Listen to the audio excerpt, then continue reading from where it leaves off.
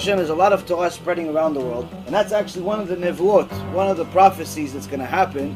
Mara says before Mashiach comes, Torah says, Tanakh also says it, that people are going to have a hunger. They're going to be very hungry. They're not hungry for food, not hungry for material things, but hungry for spirituality, hungry for a connection to HaKadosh Baruch Hu. And you're actually seeing it all over the world. People are waking up and asking difficult questions of what's the purpose of life? Why am I here?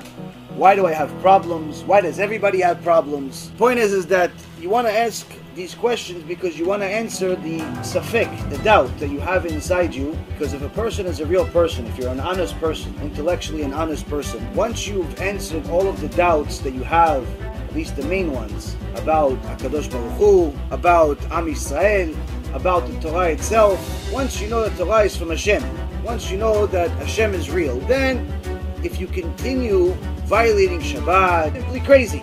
Then you just put you in a mental institution. Why? Think about it. If a king of flesh and blood came over here, said to you, listen, if you raise your right hand, I'm going to kill you.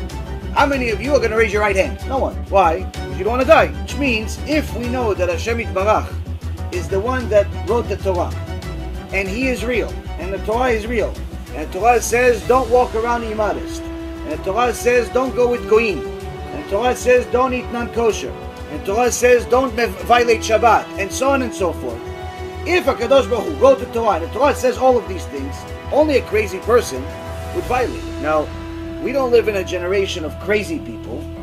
We live in a generation of ignorant people. The vast majority of people are ignorant. They simply don't know. Either they don't know at all if the Torah is real, or they don't know at all if Hashem is real, or they know that Hashem is real, and the Torah is real, but they don't know that the punishment part is real.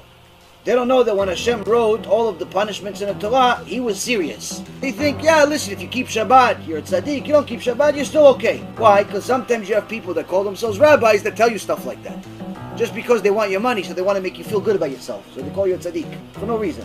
HaKadosh Baruch Hu says who's a tzaddik and who's not a tzaddik. Torah clarifies who's a tzaddik and who's not a tzaddik. He says who I love and who I hate. There are some people that Hashem hates, and there are some people that Hashem loves. He doesn't love everyone. Anyone that tells you that Hashem loves everyone is lying to you. Why? Because the entire Torah describes the people He loves and also the people He hates. But sometimes you have difficult people. There's not that many, but unfortunately enough to drive you crazy, that even if they hear the truth, even if they know that Hashem is real, even if they know that the Torah is real, even if they know that, you know what, yes, there's punishment, but I'm not ready for it, Rabbi. I'm not ready to keep Shabbat yet. I'm not ready to leave my girlfriend from Christine.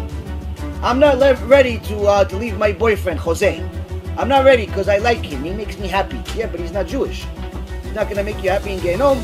I'm not ready. Oh, you're not ready? Okay. So when are you going to be ready? Oh, later on. How do you know you have later on? Who promised you later on? Who promised you that you're going to live till next week? Who promised you're going to live till next month? Who promised you're going to live 120 years?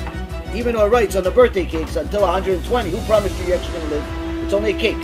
So sometimes there are certain people that are so delusional that even if they know the truth, unfortunately, they still violate. And we have it in our Torah. In last week's Parashat Korach, time of Korach, all of Am Yisrael saw miracles that no other nation, no other people has ever seen before. They literally saw HaKadosh Baruch Hu open the heavens and show them what's there. They saw Hashem split the ocean into 12. They saw Hashem turn the biggest, strongest civilization that ever existed, the Egyptians, turn into nothing. But yet, they unfortunately had a few Reshaim among them, a few wicked people among them. In last week's parasha, we have two people called Datan v'Aviram.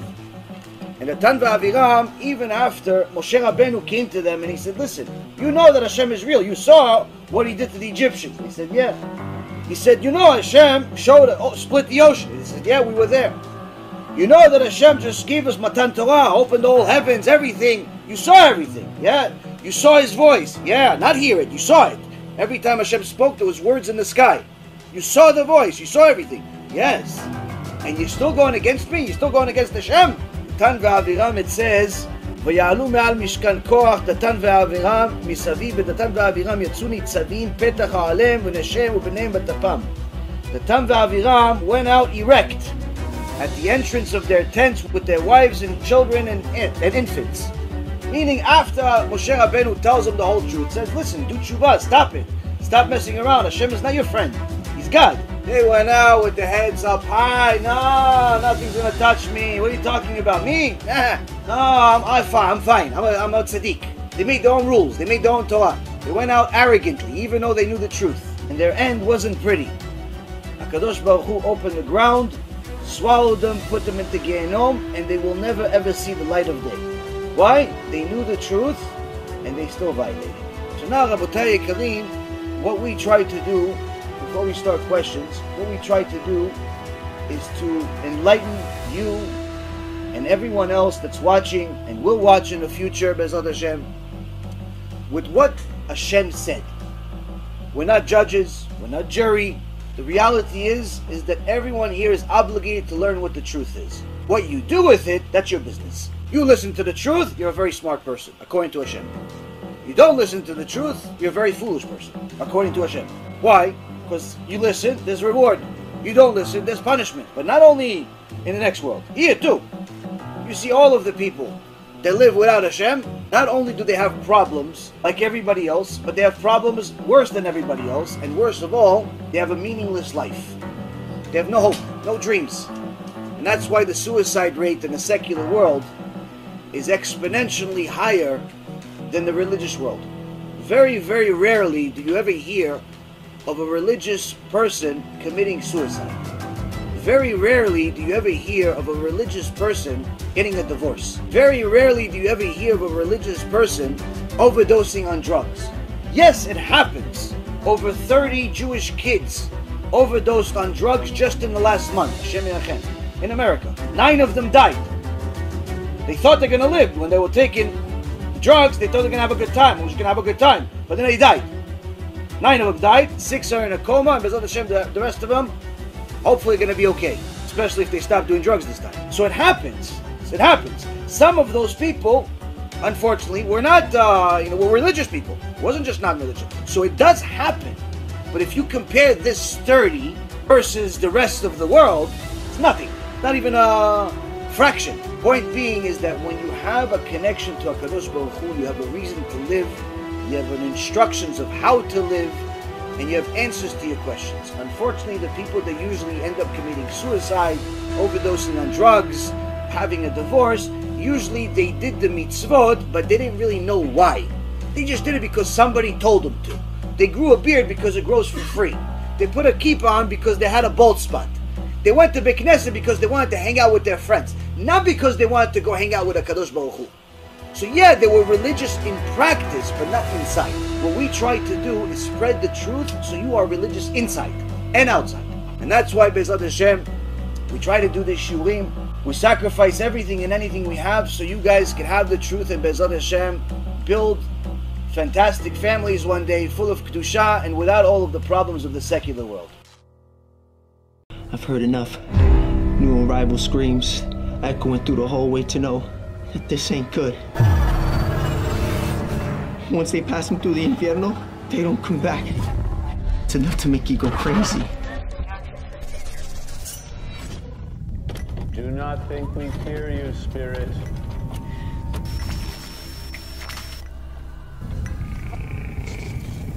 We know your power is born of evil.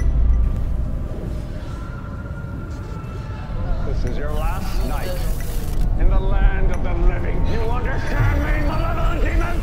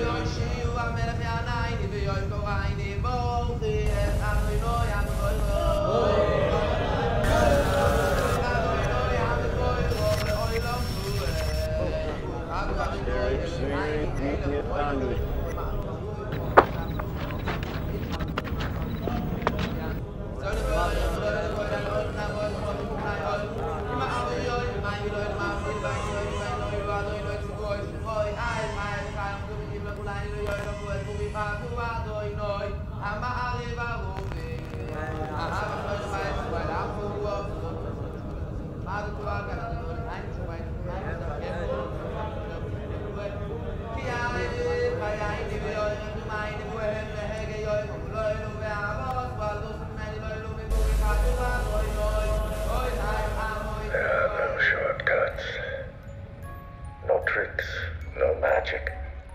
The very cave you fear possesses the cure you seek.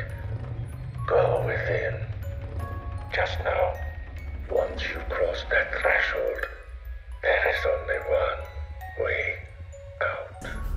There was a rich family that lived here called the Hetheringtons, and unfortunately, their daughter passed away of a heart attack inside the house. Basically, they were so devastated that they reached out to people claiming to be psychic mediums. They actually weren't psychic mediums. They opened up a total of 11 portals inside this house and invited spirits and entities from all different kinds of dimensions.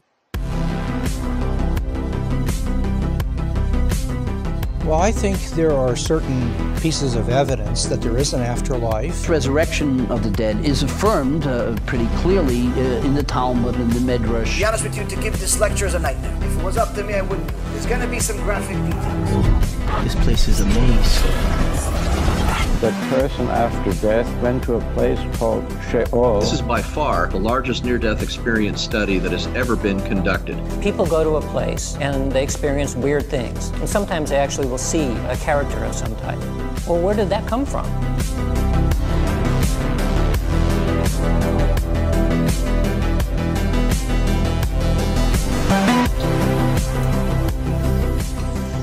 I don't know why that one chain is swinging back there.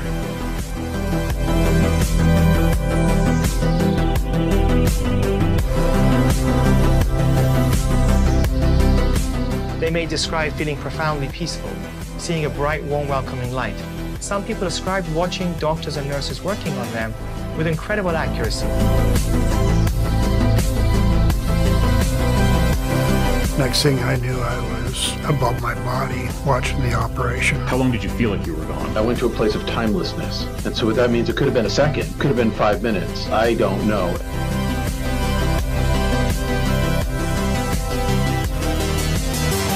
Can you imagine waking up from your sleep and not being able to move? As I'm lying there, I realized that there's an evil presence next to me. Do you believe that angels, demons exist? Holy shit, dude, get out of here! Oh my god, dude! Strange things keep happening. Bizarre nightmares, as if I'm on fire. Whoa, what the hell is this? Man, I've got bad chest pain. Satan's Hollow is what it's called, the portal to hell. Some people calling it an eye of fire, while others said it looked like the portal to hell opening up. And the next thing I know, I was outside of my body, looking at my body.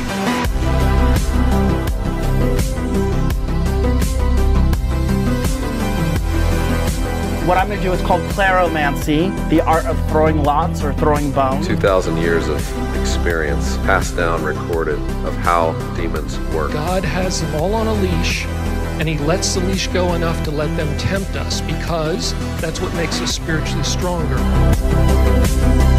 I'm trying to be as graphic as possible so you understand what we're talking about. It's your ticket to reality. It's your ticket to freedom. It's your ticket to immortality. Is there an afterlife? Is there a It's God? the type of information that can keep you away from the Yetzirah. What happens to us after we die?